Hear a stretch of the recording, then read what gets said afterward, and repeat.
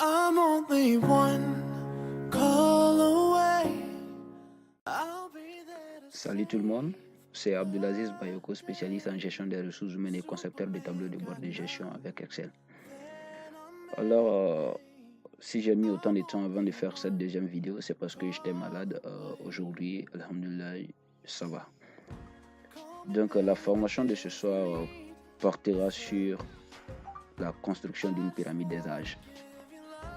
Alors, une pyramide des âges, c'est un outil très important que les gestionnaires des ressources humaines utilisent pour avoir un cliché sur la répartition du personnel par tranche d'âge et par sexe. Donc, nous allons passer à la partie technique. Donc, je suis sur mon écran et je vais partir sur le menu démarrer. Voilà l'outil Excel et je vais ouvrir Excel. Voilà, je suis dans l'interface de l'outil Excel. Pour être encore plus rapide, j'avais déjà préparé un fichier comportant un petit tableau. Donc voilà les informations concernant les salariés d'une entreprise. Nous avons la répartition par tranche d'âge et nous avons les hommes et les femmes. Donc comme je vous l'avais dit dans la vidéo précédente, à chaque fois que vous avez ces informations, il faut les mettre sous forme de tableau. Voilà, donc c'est ce que je vais faire maintenant. Je sélectionne n'importe quelle cellule du tableau ici et je vais dans insertion. Lorsque je suis dans insertion et voilà l'outil tableau qui est là, je clique dessus et toujours je veille à ce que mon tableau comporte des en-têtes soient cochées et j'appuie sur OK. Donc je vais dans l'outil création et j'essaie de choisir le modèle qui me plaît. Voilà, aujourd'hui je vais prendre celui-là. Donc ça c'est la première étape de la construction de la pyramide des âges. Ensuite, nous allons créer ici une quatrième colonne et on va mettre femme. L'entête de la colonne c'est femme. Ensuite, voilà, le tableau va s'étendre directement et on va mettre égal. Après avoir mis égal là, on met le signe moins et on appuie sur le 5 qui est là. On appuie sur entrée. Automatiquement, il y a deux fois femme ici. Il y a femme et il y a femme 2 là. Donc, on veut que une partie de la courbe soit négative. Raison pour laquelle nous avons mis ici les données concernant les femmes en négatif. Donc, on va choisir maintenant le tableau. On sélectionne le tableau ici et on saute, on vient sélectionner cette dernière partie qui est là en maintenant la touche CTRL et on sélectionne cette partie. Donc, après avoir sélectionné ces deux parties distinctes, on va dans insertion et dans insertion, on vient là insérer un histogramme et on sélectionne maintenant, on vient dans graphique empiler. Donc ici déjà, on a l'apparence d'une pyramide des âges. Donc qu'est-ce qu'on fait? On vient sur l'axe qui est là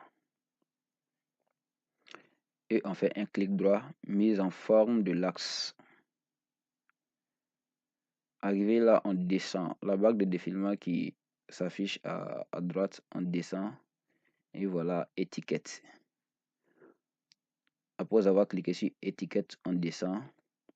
Position de l'étiquette, on clique dessus et on choisit bas. Vous avez vu?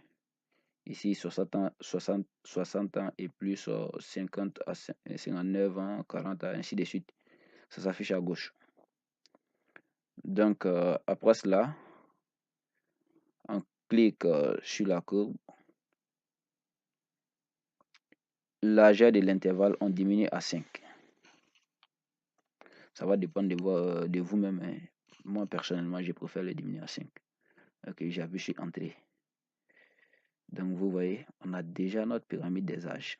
On peut fermer cette barre qui est à droite. Maintenant, pour faire un peu beau, on peut sélectionner et on va dans l'outil format. Format, on va dans contour, on sélectionne sans contour, on va dans remplissage. Bon, je préfère mettre ça en noir. J'ai choisi la couleur noire et les barres qui sont là, je les supprime. Ça ne m'intéresse pas. Maintenant, le titre du graphique. Donc, je supprime ce qui est déjà là, le titre du graphique. Je mets pyramide des âges. J'ai écrit ça avec mon clavier. Pyramide des âges. Pyramide des âges. Ok. Donc, après ça, la dernière colonne qu'on avait ajoutée au tableau ici, on fait un clic droit, on sélectionne la colonne, on fait un clic droit et on coupe. Après avoir coupé, on vient dans une nouvelle feuille. Il y a une deuxième feuille ici. Ceux qui n'ont pas de deuxième feuille peuvent cliquer sur le plus qui est là. Et ça va créer une nouvelle feuille. Donc, je viens dans la feuille 2 et je sélectionne une colonne. Je fais clic droit et je colle. Donc, je viens toujours dans ma feuille principale et je sélectionne ici.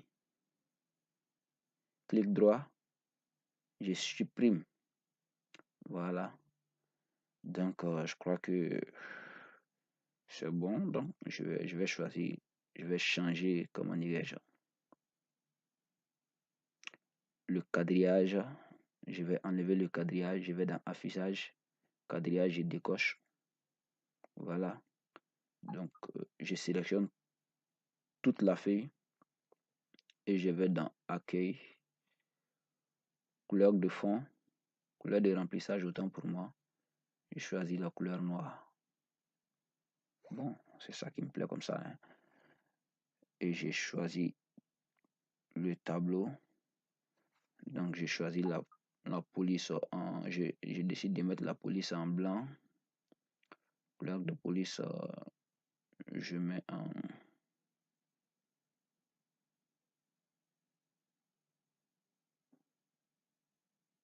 Voilà. Je mets en blanc comme ça. Donc, je pense que c'est tout. J'essaie de masquer un peu les rubans. Voilà, voilà ce que ça donne. Donc, voilà un peu ce que j'avais à vous montrer aujourd'hui.